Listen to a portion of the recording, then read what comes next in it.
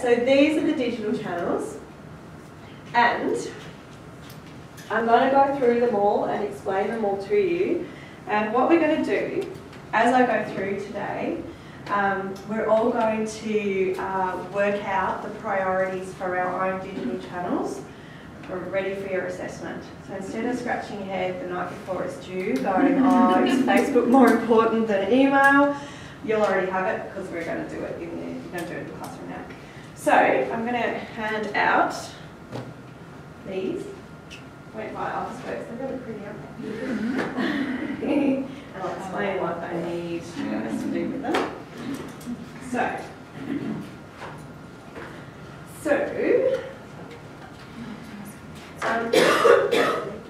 What's going to happen is, I'm going to go through, oh, it's the Chrissy-crossy ones.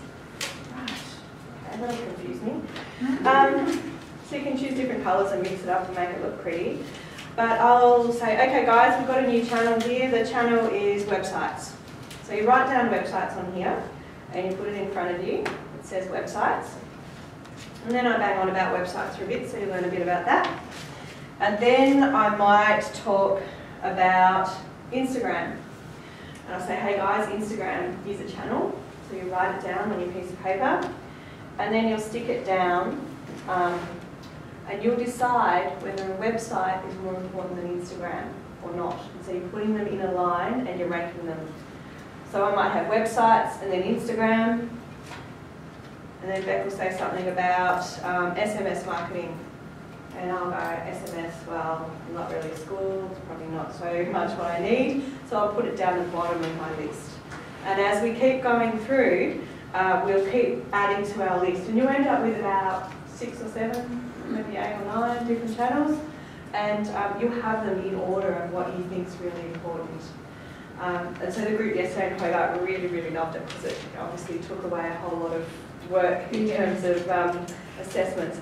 So yeah, you'll end up with a line, and every now and then I'll drop a new one in, and then you'll all be scratching your heads and going, oh, I don't know what's more important. But yeah, it'll be a bit of fun. So that's what we're going to do. So I hope everyone got pens. So, and what we'll do at the end is we will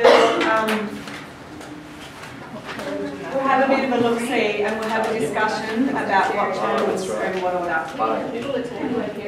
Yep. Is that being recorded? Yeah, but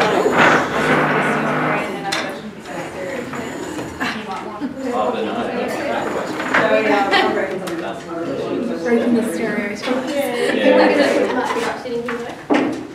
Go for it. Okay.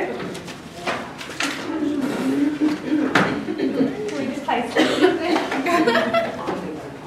What was that? Can we just play Slinkies? I know, isn't that cool? How on earth I'm ever going to be able to concentrate in the office again? I don't know. That would sell to my children.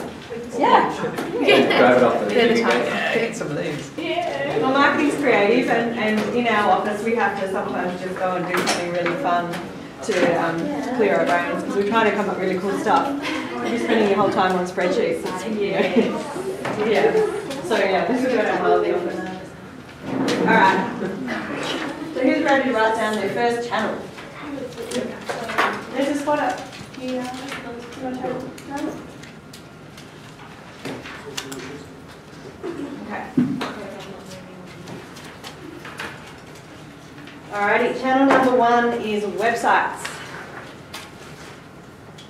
So, websites are really important. The reason is because in social media, the best thing that you can do is drive people to your website. You want as many people to come to your website because they will, the more people that come to your website, the more Google will love you and the higher your website will go and you'll beat your competitors. There's a lot of other factors which we'll talk about. But you want people to come to your website because it's the one place online that you have complete control over what you put on there. So on Facebook, yes, you get to put on there what you like within reason, but it's all under their structure. It's the way they want it mapped out. But on a website, you can do all sorts of crazy things. I'm about to show you a crazy thing that someone else has done on their website. It's your own piece of digital landscape. So it's yours and no one can take it off you, except maybe a hacker or two, but they can fix it if it gets hacked, which doesn't happen that often. But, you know, Facebook could fall down. You could have 100,000 followers on Facebook and then something happens to Facebook and it falls down. It's unlikely, but you don't own it. You kind of earned it on Facebook, but you don't own Facebook. You own your website. Okay, so websites are really important. So when you're thinking about your website, and you might be writing about it just a little bit in the strategic section of your plan and say, okay, we think it's really important to have a website, and these are some of the things that you might want to mention, just a few sentences. So, does it reflect your brand? So if you think about a business, there's nothing worse than saying we've got a business and it's bright pink and lime green, painting out the front. It's really funky. Maybe it's a juice bar, and then you can see these cool cars driving around, these funky little cars driving around town, and they're blaring music, and you can see these really hip young things in these cool outfits serving. And then you go to their website and it looks like a 1990s B&B. Like, it looks old school, it's Times New Roman, it's Mission Brown, there's pictures of, I don't know, juice that looks brown and yucky, and it just doesn't match with the rest of the brand. So it's really important that the website matches the rest of your brand. You're amazed how often that doesn't happen. So it's not just the visual side of it. So there's visually, there is, obviously there's colours and fonts and choosing the right images. But it's also in the wording and the tone, so we call that corporate voice. And, you know, are they old and staid and poncy, or are they young and funky and cool? Like, what are they? And there's, you know, different businesses can be both things. It can be one thing, they can't be both things. So yeah, it just depends. Always think of the target market.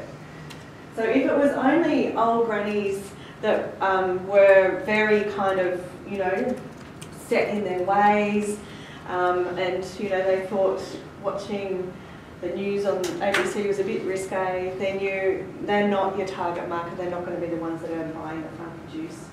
And, you know, maybe if that was the market for the juice, then you completely change the look and feel of it and turn it into something that they would like.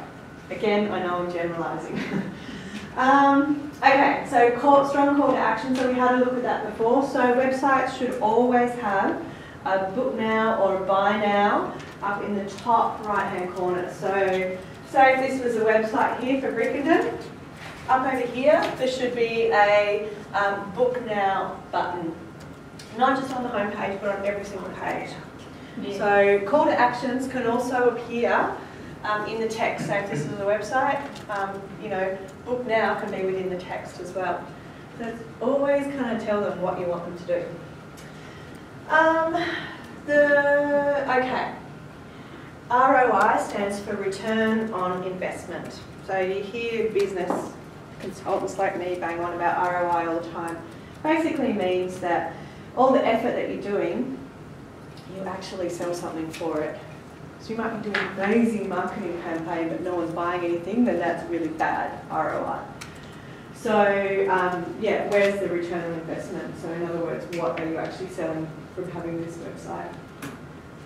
Can it be found? We're going to talk about that. So that's search engine optimization. So in your notes on your assessment, you can put in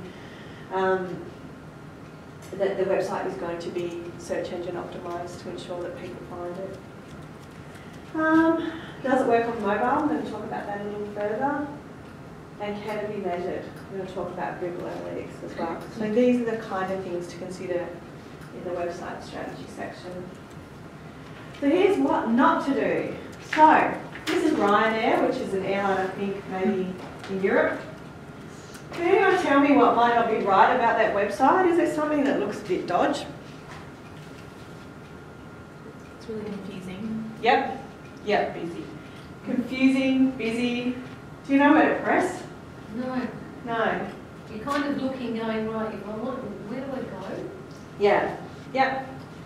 You don't even really know what they sell. I guess Ryan Air is a clue, but Still, playing with the people who are playing with that. Yeah. would help. Yeah. The other thing, like there's actually a list that someone made up of how bad this was, and it had 100 things on it. I'm not going to go into 100 things and why it's so bad, but you know, the call to action, which I just spoke about before, they've actually got an ad here for another business. It's a car hire business. So the main thing that people are going to look at is going to be an ad for someone else, which is really, really dumb. So yeah, there's so many tabs up there. Can you see all these different tabs? Like, how do you know? I can barely read it. One of them says apartments, and then the other says hotels or accommodation. How do you know if you want an apartment or if you want accommodation, and what's the difference? Like, they don't even really kind of tell you, like clarify what they're trying to say. They their branding is off. Like, I'm guessing they don't have bright pink and bright yellow planes flying in the sky. Maybe they do, I don't know. The load times were really slow for that one as well, so the page loaded slowly. We need it to load nice and fast. Yeah, it's just a big, big mess. I could go on about it for hours. So they did update it. It's actually had another iteration. I think it's a bit old now. But what they did was they obviously got some feedback. So it was a little bit cluttered. And so they stripped it back. And it's really simple. So it comes in with a search where it's where do you want to go from and where do you want to go to. And they worked out that's basically what people want to type in. And then they can work out the dates and what price they're willing to pay. So you can see up the top that they've only got a few menu headings up the top. They're a bit hard to read, instead of all of those hideous ones that were along the top. So a nice, simple website is a good way to go.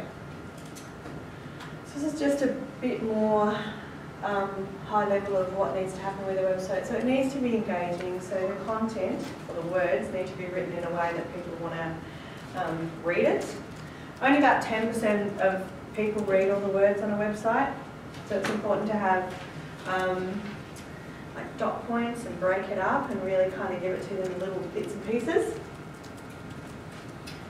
Easy to navigate, not like that previous Ryanair one.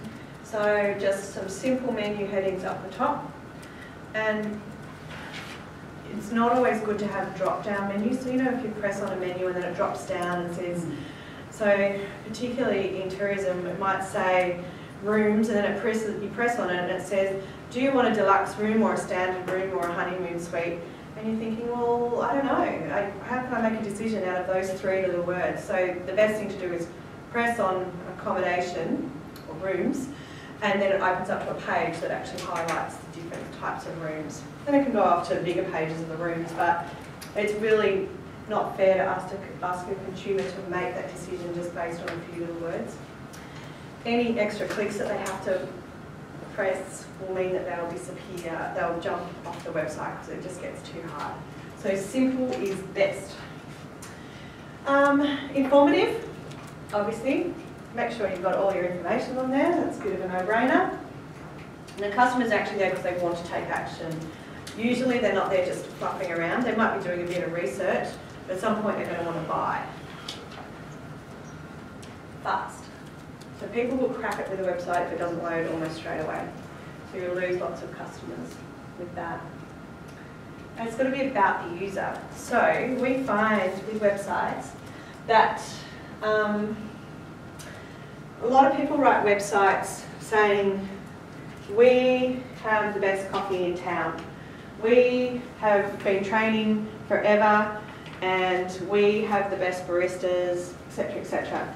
It should be about you can taste the nicest coffee in town, you will love hanging out with us. So make it not about you as the business owner, make it always about the customer. So using words like you and your will make them feel a whole lot better. So always kind of make it about the visitor, the user. Page speed. So if it doesn't load within 3 seconds, they will jump right off and you'll lose them. So the way to make sure that your site loads quickly is to not have really heavy images. So some people just load an image up and it's like straight from the photographer and it's a really, really big image. The best thing to do is to kind of reduce the image in size, not to compromise the quality, but make it as small as possible, and then put it on there, and that will help. Is it also a combination of that and the provider, internet provider, or? Yeah, oh, no, yeah. I guess that's the consumer though, not the person that's putting it out there, isn't it? Yeah, so so if you're going to have something heavy on a website, like maybe a video embedded, you need to really think about your target market and what sort of internet they might have. So in a lot of, say, Wookalina Walk, they know that their people are from Melbourne, Sydney, Brisbane, and they all have good internet. Yes. So they've got a video that we loaded up on their website. But if your target market, you're in a small town out the back of Queensland, we think Tassie have it bad, they have it way worse. And you just would simply keep your website as light as possible. It also depends where it's hosted, like you don't want your website hosted on the other side of the world because it has to go over there and get the information and bring it back. So local hosting is a good thing to do as well. Okay, so responsive websites. Responsive just means that it changes, the website changes, I guess, shape depending on the size of the screen. So that's still the one website. So that's the tourism, that's the Industry Council for Tourism in Tassie. That's on a big screen. You can see it's all spread out and it's a bit hard to see, but the menu headers are all up there. Here it's kind of changed a bit, the way it looks for an iPad. And then here on a smartphone, it's got this little thing called, we call a hamburger menu. And it kind of squishes it and rearranges everything.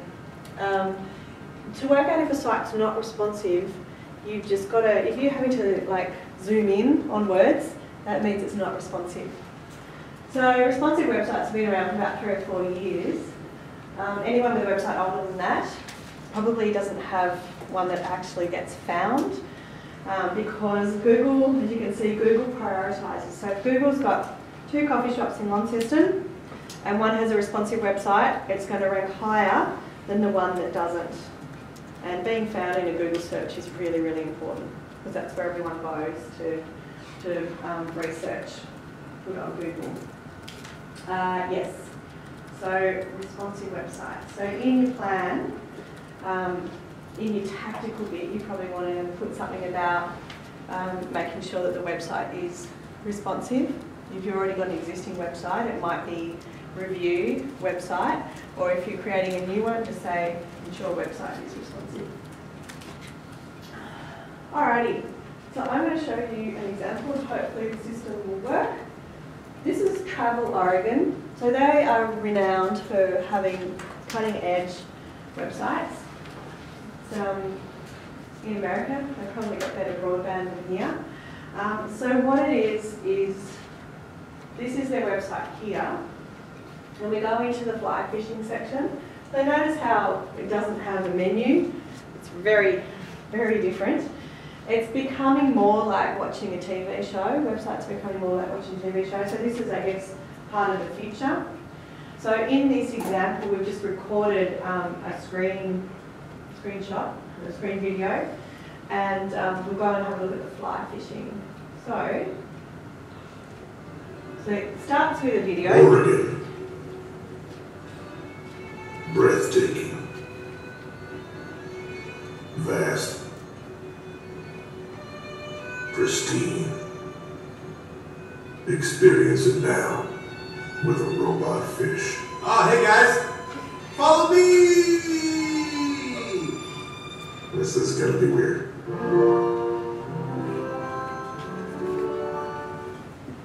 Just going out of the intro, and then I think Rob recorded this. He went and pressed on fly fishing. Tells you to put your headphones on. Then it buffers for a little bit because our internet connection. And then this is what they do. It's shot with a 360 camera. So it's actually Rob's control. Why, hello there. I'm the sketches of R&R the banks of this beautiful Oregon river. Majestic, isn't it? Breathe in that cool mountain air. Feel the fresh, cold water against your fins or whatever advantages you have had. There's just so many delicious, shiny things to do around here. Like rafting, tubing, skipping rocks, shiny flies. I guess there's also this thing called fly fishing, which people love to do in Oregon, but I don't know anything. Alrighty, so that moving around was actually us or Rob using his mouse to move around and look in 360. So not only is it video, but it's 360, and they've got that cute little trout animation as well. So you're not going to see that in Launceston anytime soon because of our internet speeds are a bit slower, but that's the way that that websites are going. They're getting more creative, more like watching an interactive TV show, and 360 thing is going to be huge. So not only with photos, you want photos to look good and you make a fuss on making sure your photos look good, we now have to have videos as well. Not only do we have to have videos, we now have to have them done in 360. So you can't have all your crap all behind you and make it look good in front of you. You've got to look good in 360. The stakes are getting high. It's quite a game, marketing, that's for sure. So yeah, that's Travel Oregon. So I encourage you to jump on and have a look at that. It's one of the world's most progressive websites. And that little trout's really cute, right? Yeah. He's a bit cheeky. Does he get caught? Is that what the thing comes to? I can't remember. Rob's all over it. Rob's our website guru, so he loves that one. Okay, so clients often ask us whether they should chuck out their old website and get a new one, because by the time they've realised all the things that they should be doing with their website, they'll start to go, oh, maybe we need a new one. So you have three choices. You can build it yourself, and I'll talk about that in a little bit more in a sec. You can hire an individual web designer, so that might be someone who works from home down the road, which is good. They're often cheaper than the third option, which is like an agency, like one of the larger agencies in town. But if the individual web designer gets sick and you've got one person and you're reliant on and they have all your login, it's a really dangerous position to be in. So we've helped lots of clients that web designers move to Queensland. They all seem to move to Queensland. It's a real thing. Don't know why. An agency, obviously, there's lots of people that can work with it, but it costs way more. So we at Kingston are somewhere between number 2 and 3. Building it yourself. So there's do-it-yourself platforms. You might have seen them advertised. So WordPress is the most common one in the world. So more than 50% of websites in the world are built on WordPress. It was originally a blog, but it was such a good platform that people decided to start building, turning them into websites instead of just blogs. It is open source, so there's all these different themes that you can get, and you can We all use WordPress. Yeah, you all use it? Oh, that's right, you use it for school? Yeah. Yeah, okay. So it depends on your theme. Sometimes you get a real dog of a theme and it goes really, really badly. WordPress also gets hacked a fair bit as well, but it does have some great add-ons. So we find that most businesses, most people that we deal with find WordPress to be a little bit hard by the time you add in lots of add-ons, and it gets a bit clunky. So we don't recommend WordPress anymore. We don't actually recommend Wix either. Wix advertises pretty hard. You've probably seen it advertised. They are a bit clunky. If you choose a theme, you can't kind of make a change and say, I want that theme, and everything will follow over. Everything kind of gets lost along the way, and then you have to basically build the site again. Weebly is getting better and better, so that's a fairly good choice. We use Squarespace, so we build clients' websites on Squarespace because it's kind of like kind of like using an Apple, you know, WordPress is kind of like using Android where you can hack it and turn it into whatever you want, whereas Squarespace is kind of like it's all set and done for you and you get to concentrate on making it look really good. It's, yeah, it's kind of a bit different. Depends what you need. But yeah, so if you guys are using WordPress, which is great, you're already doing